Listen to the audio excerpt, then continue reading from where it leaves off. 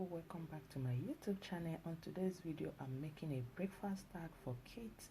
Yeah, if you are new to my YouTube channel, you are highly welcome, and my returning subscribers, thank you so much. So this breakfast tag, I will be needing just cornflakes and fresh milk. As you can see, 1.5% fat.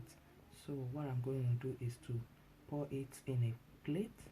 So now I have poured in the fresh milk in a plate. So I will put it in a microwave for just 1 minute. So after 1 minute, our breakfast. So 1 minute. So what I'm going to do next is to pour in my cornflakes. So guys, yeah, after 1 minute of microwaving, here is our breakfast. Thanks for watching. I believe I've come to the end of this video. See you in my next video.